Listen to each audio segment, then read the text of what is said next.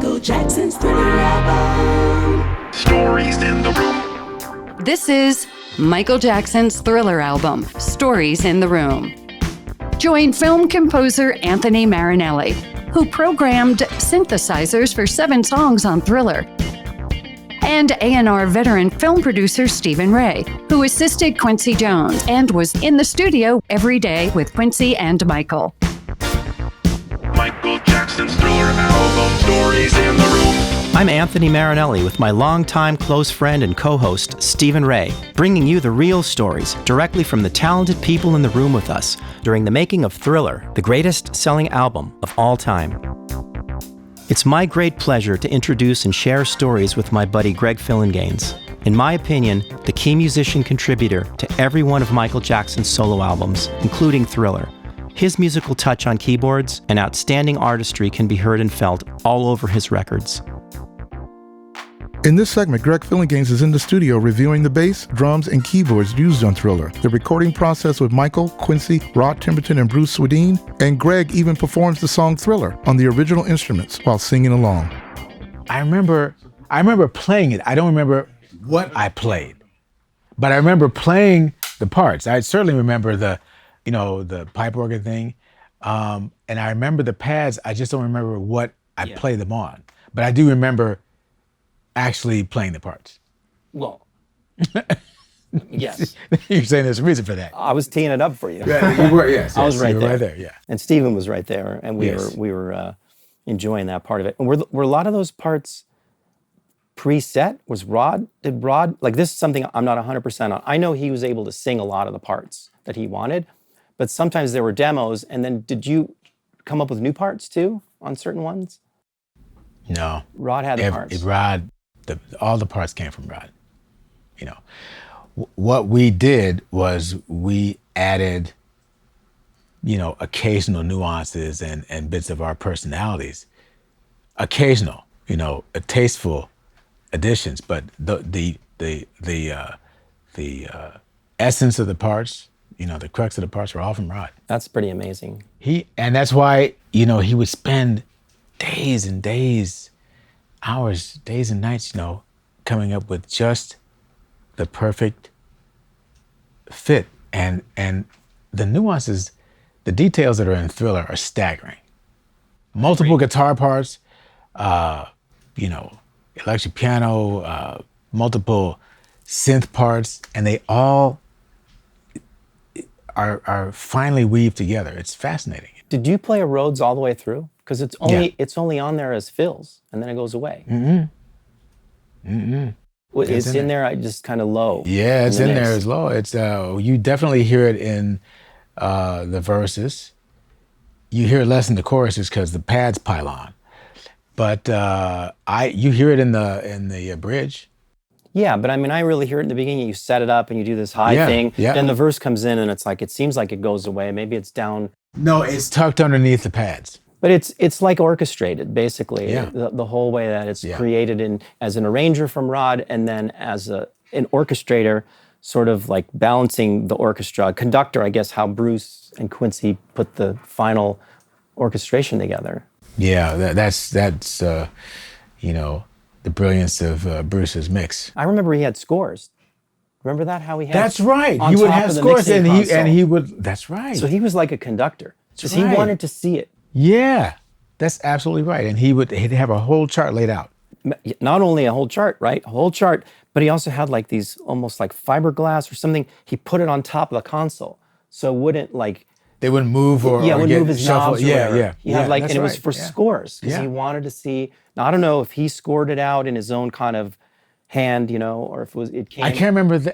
It might have been from his hand, because he would have. It's not that he would have all the notes written out, but he would have certain notes written out, but a lot of cues. Right. As far as where each section was in the song. But on score paper. That's the thing that got me, was that yellowish, score paper with all the staves on it. And it's the first time I saw an engineer really, other than like a classical engineer, that really, like a pop song.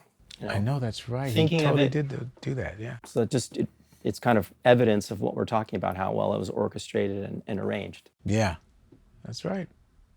Well, you want to give it a try, the opening? Oh no, I'm scared. Steve, help me. Let's see. I don't. Oh dear. All right. Well. Jupiter 8. Jupiter 8. All right. So this is the. I don't mess with the filters here. So you can play those chords, and it should be pretty close. It's super bright. It's super bright. And then, as it fades away, I remember doing this. Oh yeah. So, okay, we'll do that again. So it was. You got it. Yeah. Sound familiar? Yeah. I remember that. And it took a And while. then the roads. Yeah. I would do fills on the roads. Yeah. So now what? So take it back to the original setting. So that controls it too. Yeah. This pedal. It does, but I didn't have that pedal on. I did it by hand because you can use the pedal. Try the pedal. You'll see. So you can't get. That's it's not a the full limited range. range. Yeah, exactly. And this is a Moog pedal that's 10 volts. That's like the most that I've ever been able to accomplish out of these things. So you can do it like this. Crank that pedal all the way. So that's about the most we could get. And now try to go down. So if we want to go all the way down, You gotta. Yeah. then you can't get as bright. Right. So if you do this. So that's where tag team came in handy, because you run out of hands. So we did this bit too, right? The pads? This part of the intro. I'm not sure. Was it on this? I don't know. Probably a different sound. But I do remember this.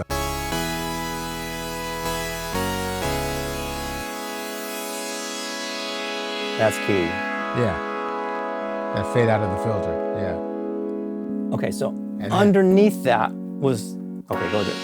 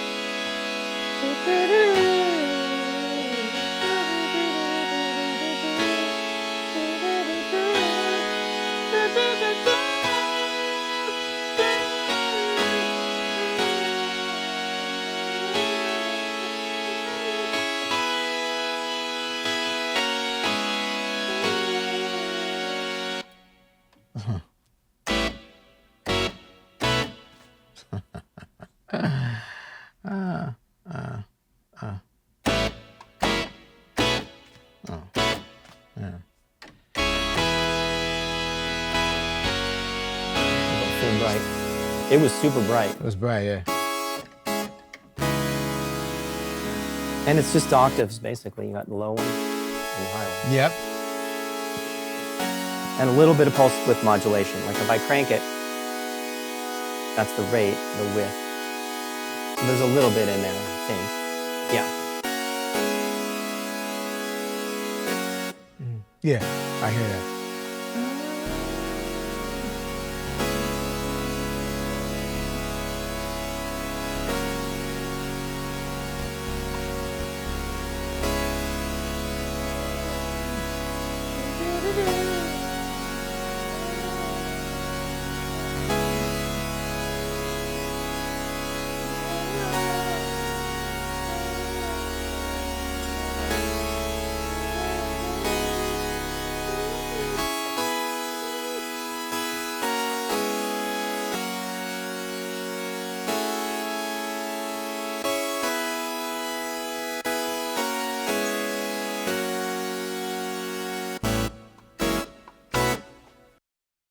Oh, and there's, oh my goodness.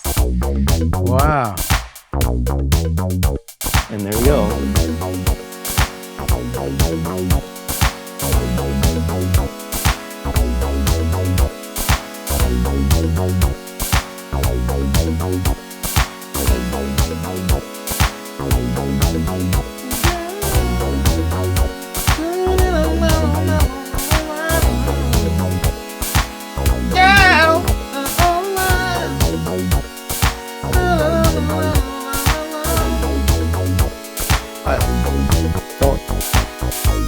got the changes.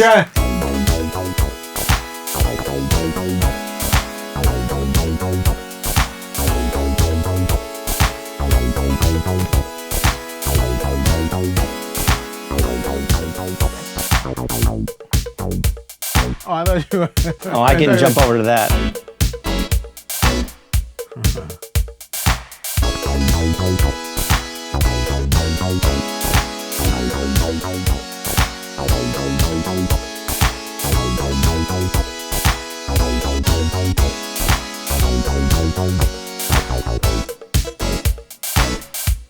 Oh, there you go.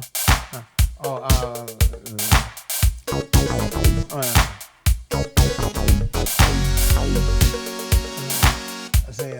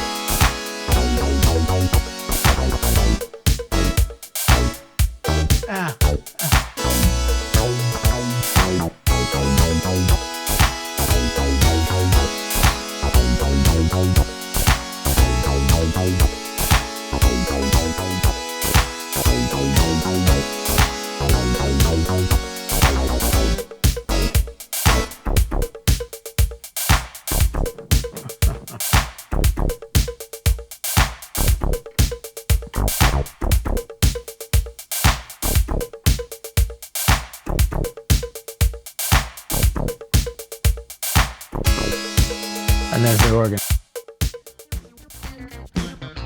Join us for the next episode of Michael Jackson's Thriller album, Stories in the Room, with your hosts Anthony Marinelli and Stephen Ray. Watch our extended interviews on youtube.com/@storiesintheroom. Audio-only interviews are available on all podcast networks. Follow us on Facebook, Instagram, and TikTok @StoriesInTheRoom.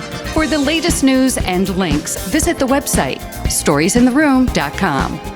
This podcast is produced by Christian D. Bruun and David Wolf, recorded by Audivita Studios. Additional recording by Ben Rackless. Edited by Jay Spang and Sean Hedinger. Music by Anthony Marinelli and Stephen Ray. Michael Jackson's Thriller album. Stories